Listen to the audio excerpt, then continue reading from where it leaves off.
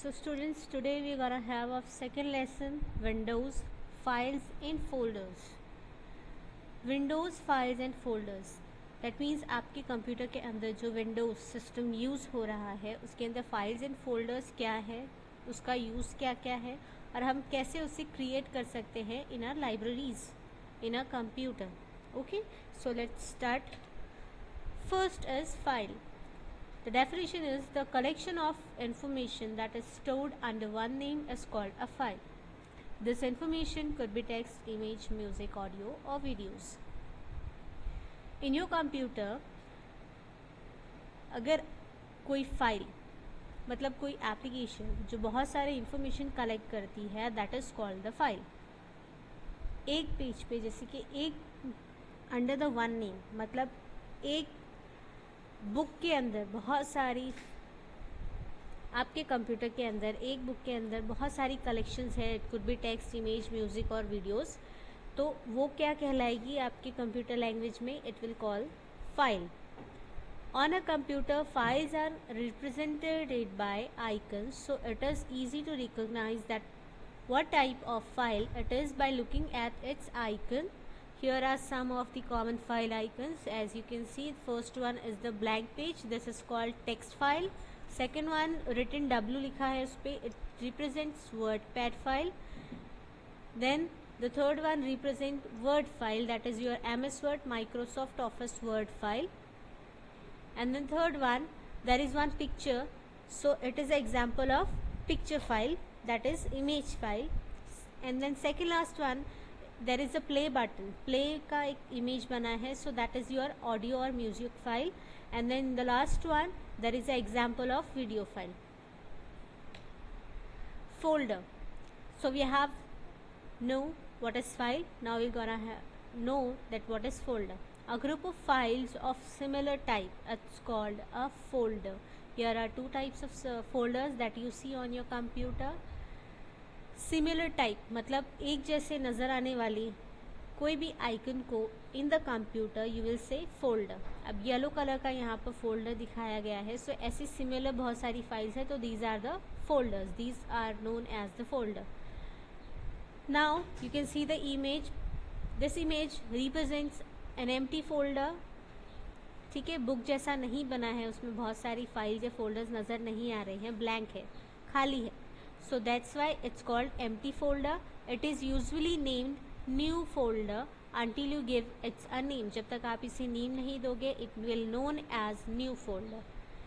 Second image represents a folder that contains files or other subfolders. As I've already told you कि ये second image जो है इसके अंदर बुक्स की तरह देखो सीरीज नज़र आ रही है. So that's because this folder contains a lots of file and subfolders. That's why it shows full, मतलब ये empty नहीं है. And then ऊपर वाली क्या है? empty है. That's why it's known as new folder. और नीचे जो है उसमें already files है.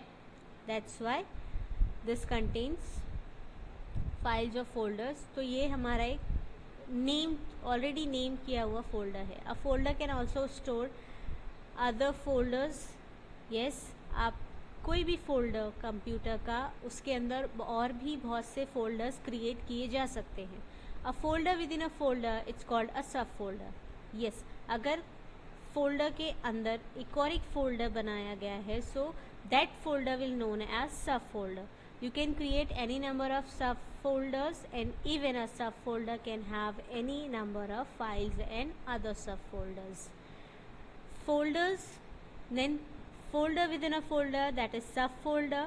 और subfolder के अंदर भी आप बहुत सारे subfolder create कर सकते हैं. Computer has already given the facility to create lots of subfolders in subfolders too. Now libraries. What is libraries? In Windows, that is your operating system. Okay, so in Windows, libraries is a feature that help you to store and organize your file and folders. Yes, library जो है computer का एक feature है जो आपको facility provide करता है कि आप अपनी फाइल्स और फोल्डर्स को किस तरह से स्टोर करते हो और कैसे ऑर्गेनाइज करके रखते हो. ऑर्गेनाइज करना मतलब जैसे कि हम कोई लाइब्रेरी में होते हैं, हमारी स्कूल की लाइब्रेरी देख लो या फिर कहीं भी लाइब्रेरी में आप जाते हो, तो बुक्स जो है डिवाइडेड होती है पार्ट्स में। जैसे कोई लिटरेचर की बुक देख रहे हो तो वो एक अलग अलग कबट में होगी। देन सपोज आप कोई कॉमिक बुक देख रहे हो तो एक अलग कबट में होगी। तो ऐसे ही बिल्कुल आपके कंप्यूटर में भी है। लाइब्रेरीज ऐसा फीचर है जो आपको फैसिलिटी प्रोवाइड करता है आप अपनी डिफरेंट फाइल और फोल्डर्स को किस तरह से और कौन कौन से प्लेस पे उसे सेव करके रख सकते हो। तो by default there are 4 libraries in computer.